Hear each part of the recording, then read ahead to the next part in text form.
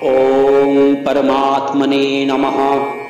प्रिय दर्शक बंधु, आज के आपनादेर सामने पाठ करब भगवान सूर्य नारायणेर द्वादश नाम स्तोत्रम। এই স্তবে भगवान सूर्যेर प्रिय 12টি नामेर उल्लेख आछे। श्री सूर्यदेव सकल शक्तिर उत्स। ए जगत ताके घिरे आवर्तित होच्छे।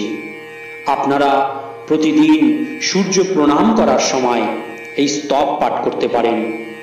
सूर्य के अर्घ्य निवेदन करार समय এই স্তব पाठ करते पारेन। आसुन आमरा जेने निই এই স্তব पाठेर उपकारिता की।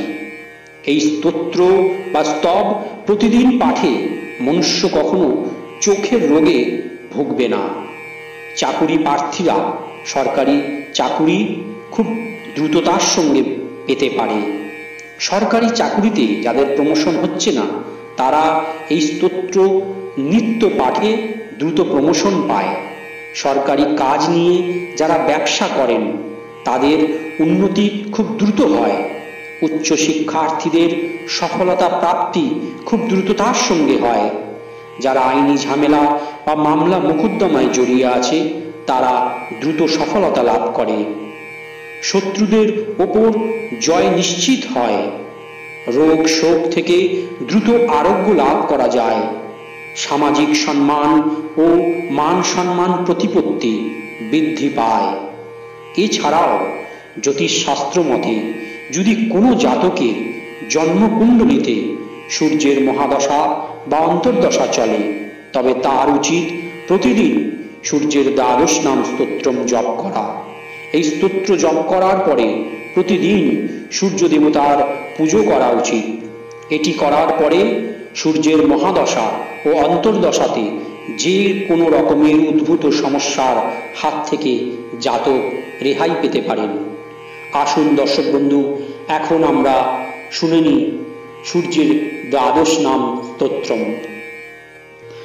ওম সুং সূর্যায় নমঃ।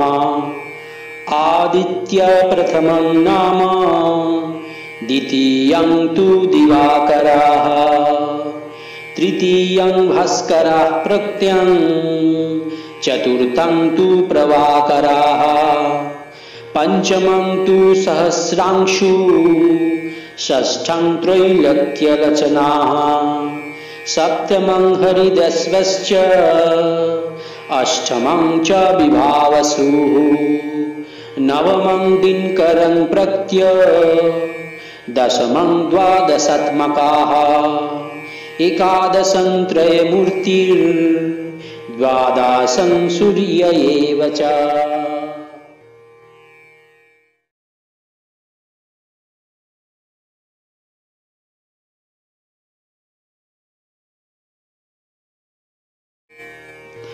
ओम सुं सूर्याय नमः।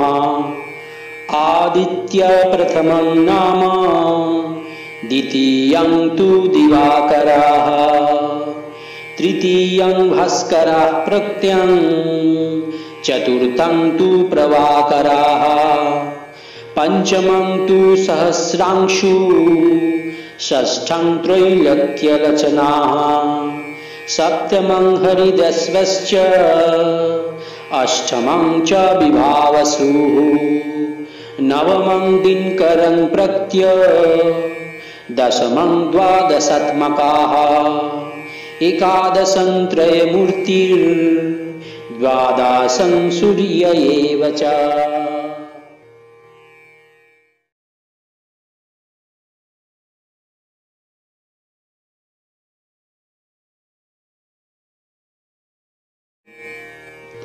ओम सुं सूर्याय नमः। आदित्य प्रथमं नाम द्वितीयं तु दिवाकरः तृतीयं भास्करः प्रत्यं चतुर्थं तु प्रभाकरः पंचमं तु सहस्रांशु षष्ठं त्रैलोक्यरचनाः सप्तमं हरिदस्वश्च अष्टमं च विभावसुः नवमं दिनकरं प्रत्य दशमं द्वादशात्मकाः एकादशं त्रयमूर्तिर्द्वादशं सूर्य एव च।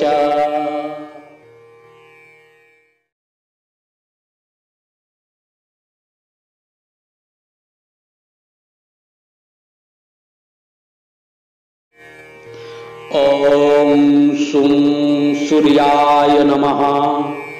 आदित्य प्रथमं नाम द्वितीयं तु दिवाकरः तृतीयं भास्करः प्रत्यं चतुर्थं तु प्रभाकरः पंचमं तु सहस्रांशु षष्ठं त्रैलोक्यरचनाः सप्तमं हरिदस्वश्च अष्टमं च विभावसुः नवमं दिनकरं प्रत्य दशमं द्वादशात्मकाः एकादशं त्रयमूर्तिर्द्वादशं सूर्य एव च।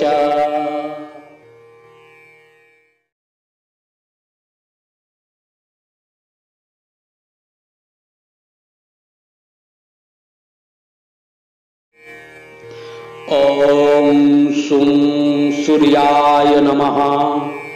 आदित्य प्रथमं नाम द्वितीयं तु दिवाकरः तृतीयं भास्करः प्रत्यं चतुर्थं तु प्रभाकरः पंचमं तु सहस्रांशु षष्ठं त्रैलोक्यरचनाः सप्तमं हरिदस्वश्च अष्टमं च विभावसुः नवमं दिनकरं प्रत्य दशमं द्वादशात्मकाः एकादशं त्रयमूर्तिर्द्वादशं सूर्य एव च।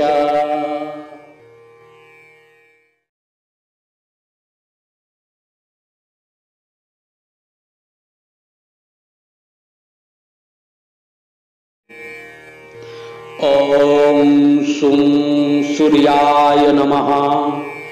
आदित्य प्रथमं नाम द्वितीयं तु दिवाकरः तृतीयं भास्करः प्रत्यं चतुर्थं तु प्रभाकरः पंचमं तु सहस्रांशु षष्ठं त्रैलोक्यरचनाः सप्तमं हरिदस्वश्च अष्टमं च विभावसुः नवमं दिनकरं प्रत्य दशमं द्वादशात्मकाः एकादशं त्रयमूर्तिर्द्वादशं सूर्य एव च।